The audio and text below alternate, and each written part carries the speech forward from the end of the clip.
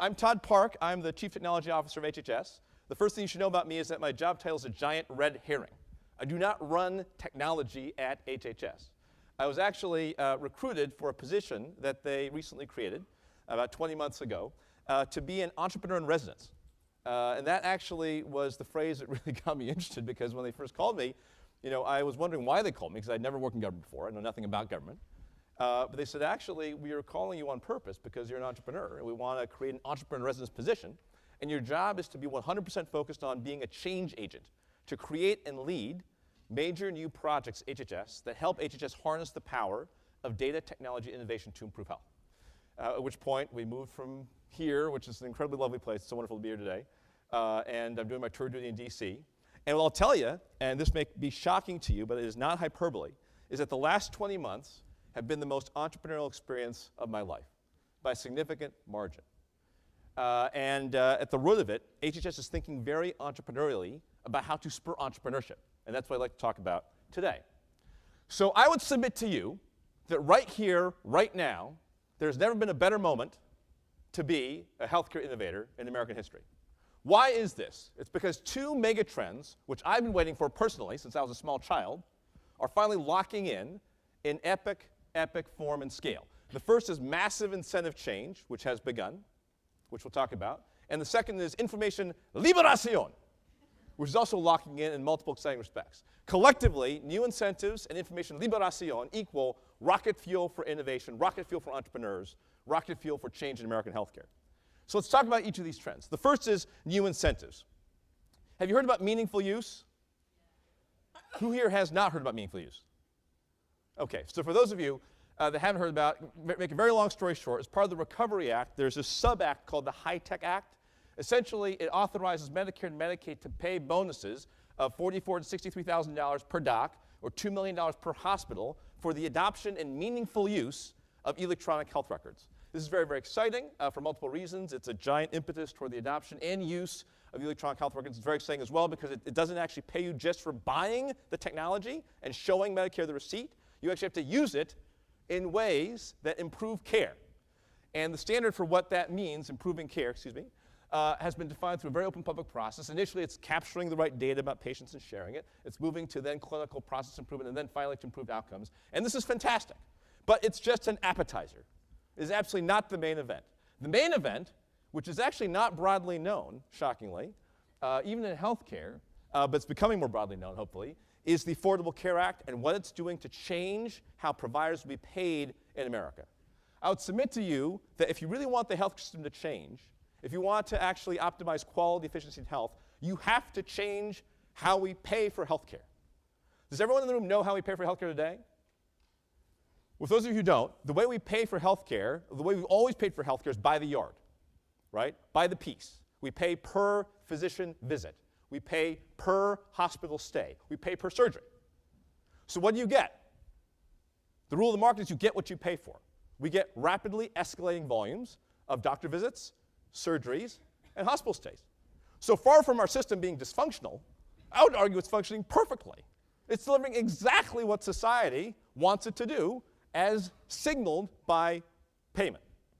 So the problem is that these rapidly escalating volumes of services are famously not correlated with rapidly escalating quality of care, health, and outcomes. And that is the pickle that we're in today.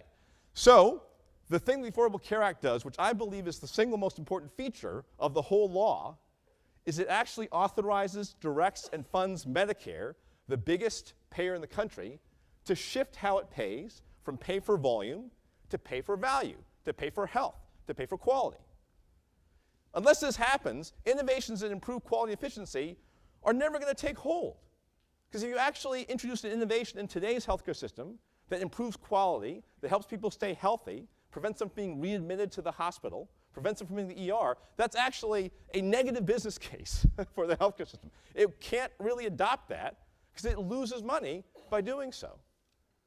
So it's a wish somehow that the health system will actually try to become more efficient and higher quality, right? To wish that it actually will become higher quality and more efficient in such a fee-for-service reimbursement system is crack smoking. It's never going to happen. But if you actually morph how you pay from pay for volume to pay for health and value, I predict and we're all beginning to see this, that you'll see some remarkable momentum toward efficiency and quality. We'll talk more about that in a second. And there are a whole series of provisions in the Affordable Care Act that actually underpin this megatrend. So there are accountable care organizations, patient-centered medical homes, bundled case rates, et cetera. But the fundamental punchline is that they incent quality, they incent efficiency, they incent health, they incent working hard to keep people out of the ER, out of the hospital, and fund the work required to do that. And the most important provision of all is something called the Center for Medicare and Medicaid Innovation, the CMMI. Sachin Jain, is that you? So I have to come to California to meet you? Sachin is a key player in the CMMI, the New Innovation Center, which is actually, I think, the best kept secret in American healthcare, but rapidly becoming more broadly known. An incredibly important organization to understand. The CMMI is a new center set up within Medicare, which has been given $10 billion to identify, validate, and scale new ways of paying for care that are NPV positive for Medicare, that actually improve quality and lower cost. The most important thing to understand about it, in my opinion, is not the $10 billion. It's actually a special power it's been given by the Affordable Care Act that Medicare's never been given, which is the following. If it identifies a new way of paying for care that the CMS actuary validates as lowering costs and improving quality, and the CMS actuary, for those of you who don't know, is famously apolitical and lobbyable, right? Does not give a crap about anything but the numbers and the results. If the CMS actuary says this is cool, then the Secretary of HHS has the ability to turn that into national Medicare payment policy through the rulemaking process. It's the most scientific, evidence-based process for changing how Medicare pays that Medicare's ever been given. And I would submit to you that the reason why Medicare has not changed how it pays is not because the people in Medicare don't want to do it. They've known since they were small children that they need to do it. It's Congress has never given them the authority to actually pursue a rational redesign of payment. But now Congress has given them that process, and that is a big, big, big deal. And I can tell you, on behalf of HHS, that we think this is the ball game, that we are going to be using this authority, the Innovation Center, the funding to really drive how Medicare changes payment. And why is that a really, really big deal? It's not just because Medicare is a big payer. It's because the private insurers tend to copy what Medicare does. In this case, they're saying, hallelujah, it's about time, because we've been trying to do this forever, but we can't because Medicare continues to pay fee-for-service. And doctors can't function half in a world that's fee-for-service and half in a world where they're trying to proactively optimize health and proactively coordinate care and do a whole bunch of stuff that the fee-for-service system actually doesn't pay for. So by Medicare finally moving in this direction, it actually unlocks the desire of all the other payers to do the same thing. And so you'll see in the next 2 years a huge change in payment. This is actually, in my opinion, one of the most powerful disruptive changes in the history of American healthcare, and it's going to be a big, big, big deal.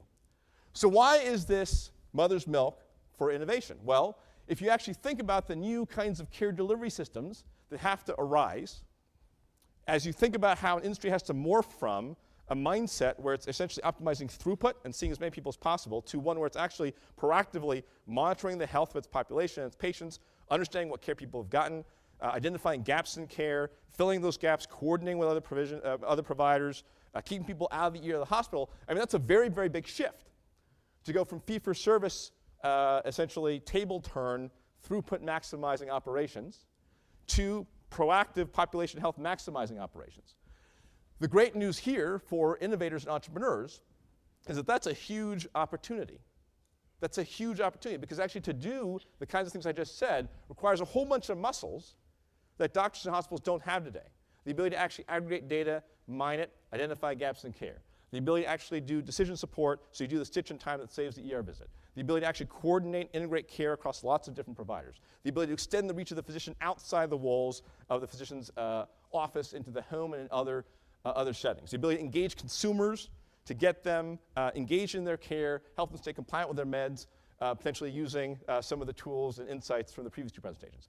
This is actually very exciting because actually these muscles, while they might seem like a stretch to doctors and hospitals, our muscles have been built in other sectors and perfected, and there's a massive opportunity to actually transpose these muscles, translate for healthcare, into the healthcare space. It's an opportunity, in a nutshell, to re-instrument a $2.5 trillion industry to actually not optimize for volume, but optimize for health. I think it's the greatest entrepreneurial opportunity since the internet, and one that will actually change the course of American healthcare and create huge economic value at the same time. So that's trend number one, is incentive change. Really, really big deal. The second mega trend is information liberation. There are three parts to information liberation. The first is a rising tide of patient data liquidity. So what this means, in a nutshell, is that the information that was in manila folders in doctors' offices, as we previously mentioned, bless you, is going electronic. But it's not useful, really, unless those electrons can move, right? If all we do is move from paper chart rooms to electronic chart rooms, where the electrons cannot move around, that's not incredibly helpful. So there's a bunch of work that's actually happening to ensure that the electrons can, in fact, move around. So have you heard of the DIRECT project? Anybody here heard of the DIRECT project? The DIRECT project is actually a great illustration of government 2.0, how HHS is rolling in the contemporary era.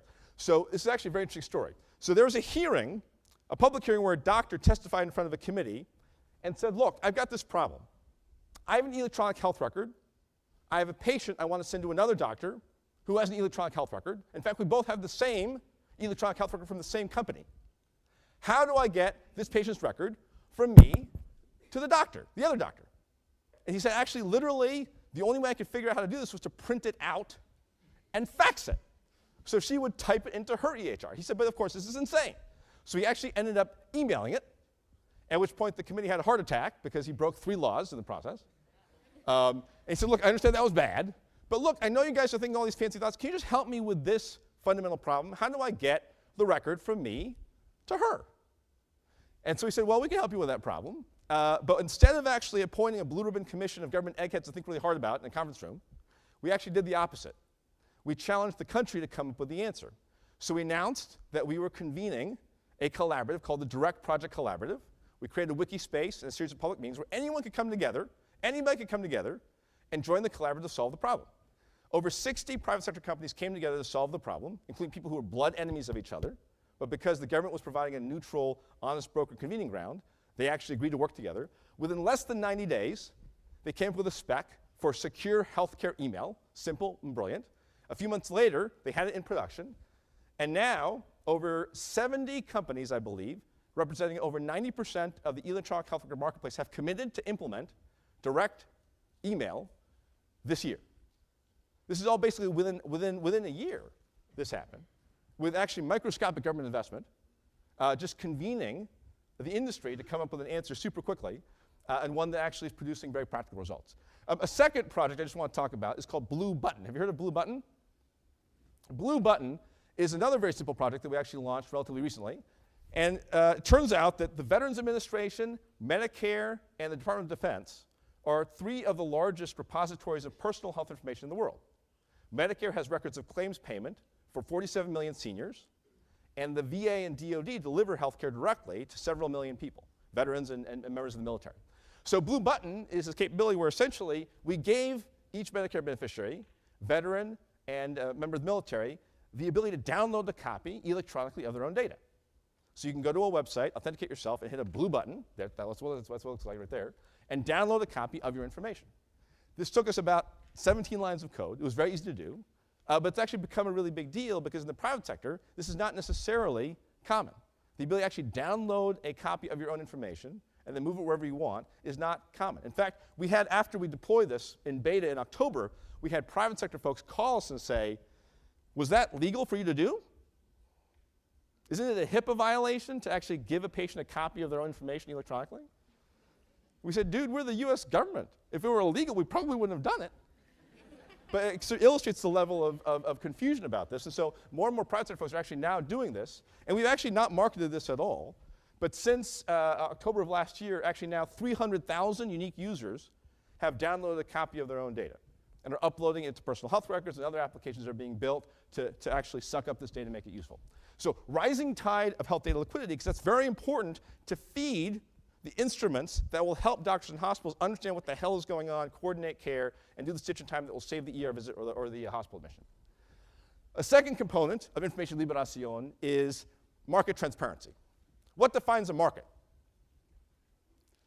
I would submit to you that actually a market is characterized by knowing price and performance and the ability to actually make a choice based on price and performance. If that's the definition of a market, is healthcare a market? Not so much. So one of the other things the Affordable Care Act does, the health reform law, that's very important, that's actually also not really that broadly known, is it brings massive new transparency to the market. There's a site called healthcare.gov we launched last year. I was in Paris on vacation, and I got a call from my boss.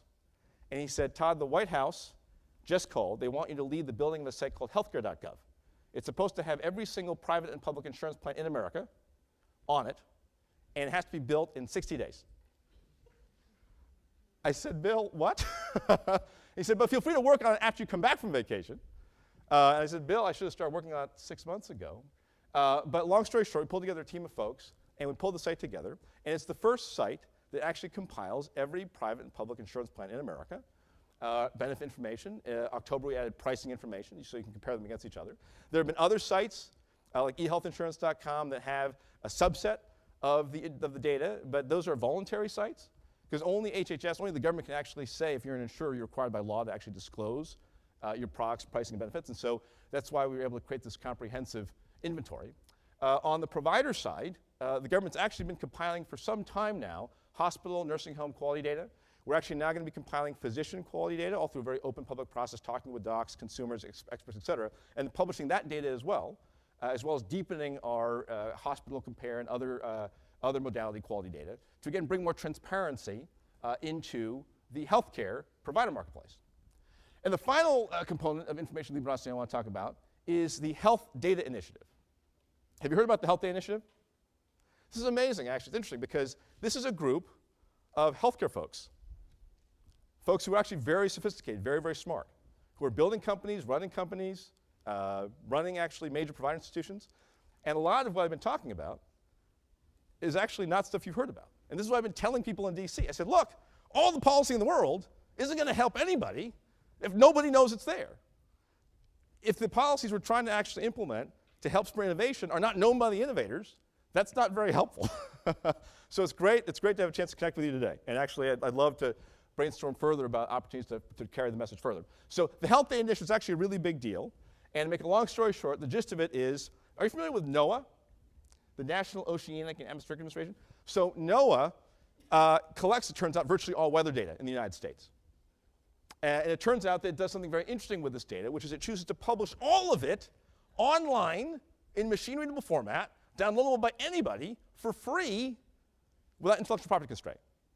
That then feeds a whole bunch of private sector innovation. Weather Channel, weather.com, weatherspark.com. I was just talking to Vinod Khosla, who's started a crop insurance company, which is growing like crazy, weather bill, based on NOAA data, nightly newscasts, et cetera, none of which the government has to pay for, none of which the government choreographs, and which creates huge value for the American people.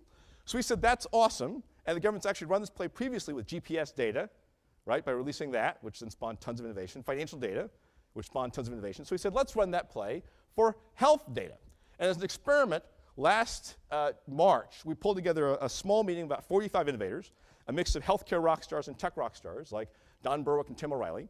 And we said, look, we've got this idea for HHS to become the NOAA of health data, because we've got tons of data. Is this a colossally stupid idea, or does it have legs? They got very excited about it. We said, okay, well, let's start with a limited set of data. Community health data, national, state, regional, local data on smoking, obesity, access to healthy food, and hospital and nursing home quality data. Right? If we release that data in a form that was really easy to find, really easy to use and work with as a developer, what would you do with it? They brainstormed about 20 classes of applications that they would build that could use that data to help consumers, doctors, employers, mayors make better decisions and improve health. And we said, okay, well, in less than 90 days, June 2nd, Secretary Sebelius will host a giant public Lollapalooza. Any of you who can build one of the apps you brainstormed will showcase you and make you famous. We weren't exactly sure what would happen next, but what happened next was these innovators rose to the occasion, and their friends and their friends' friends, and on June 2nd, less than 90 days after that initial meeting, a week after that initial meeting, we actually put the data sets we talked about in a very easy to find, very easy to use form on the website. Less than 9 days later, they debuted 20+ brand new or upgraded applications leveraging our data that were amazing. So I'll just talk about a couple of them real quick. So one of Tim O'Reilly's laws about how data changes people's lives is if you want data to help people, don't make them find it. Make the data find people where they already are, where they're making decisions where the data can be helpful. So Bing took this to heart. They actually took our hospital compare data, which is awesome data, It's like hospital by hospital quality of patient sat, which nobody knows about, and we actually deploy it on a website that nobody goes to called hospitalcompare.gov. They actually download the data and they integrate it into search. So for a bunch of hospitals, not all, but for a bunch of hospitals, if you type in the name of the hospital, it pulls up in the primary search result the patient satisfaction with that hospital versus the average. I just use this to determine the hospital that my wife will deliver our second child at. And it's incredibly useful. And I've actually, I must confess, I've never been to HHS's Hospital Compare website. I wouldn't know how to use it if it found me. So this is actually really, really interesting. A company called iTriage, which is a really awesome handheld, find medical treatment, learn about procedures, research diseases, find doctor app, integrated our community health center directory into it, options for free and low-cost care. And they've gotten tons of people using iTriage since June 2nd last year to find free low-cost care options, again, without us spending a dime. People built dashboards, analytical tools to help employers and communities and health plans understand where issues were and where investments could be made. People built games. This actually, I just want to talk about this. This is called CommunityClash.com, a startup called Miu Health in Boston, wholly owned by Healthways, a disease management company, built this in 14 days. It's healthcare blackjack. So essentially what happens is you go to CommunityClash.com, you pick a city, like Boston, you pick an opposing city like New York, and you are dealt 5 cards face down, each of which corresponds to a health indicator, like smoking or obesity. You're allowed to substitute up to 2 cards out for other indicators where you think you beat New York, then you show your cards. And that may sound silly to you, but actually in the expo, after the main presentation session where you could sample yourself any of the apps that you want on June 2nd, the longest line by far was for this game. It is strangely addictive in a way I can't explain. And the reason why I think this is important is because it's illustrative of a trend, gamification, which I think has actually profound implications for health and healthcare. So everyone here knows Farmville, right? Does anyone here know how many users Farmville acquired in its first 18 months? 73 million. It went from 0 to 73 million monthly users in 18 months. I'll submit to you the person who invents Healthville and gets 50 million plus people playing a game that they want to play, that's fun to play, that's habit forming, that helps teach them about health, by the way, as a side effect, that person will be one of the most important public health figures of the 21st century. Because they will do more to engage people in their health than all the Eat Your Spinach programs in the world combined. Because Eat Your Spinach has been proven to be a colossal failure when it comes to behavior change, as BJ would tell you. So listen to BJ and try to invent Healthville. And then the final example is one called Asmopolis. This is a brilliant example by an entrepreneur named David Van Sickle in Madison, Wisconsin. He took a GPS device, attached it to an asthma inhaler, and linked it to a web app. So every time you use the inhaler, it tells you and records where and when the attack happens, so you can see that on a personalized map of asthma incidents, and lets you and your doctor know that.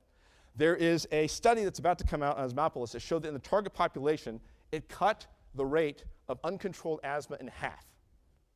And I actually didn't know that 75% of asthmatics have their asthma in an uncontrolled state. So cutting that number in half is a big deal. I also didn't know that actually the difference between uncontrolled and controlled is $3,000 a year per person in healthcare costs per asthmatic because of lots of complications that happen if your asthma is actually not controlled.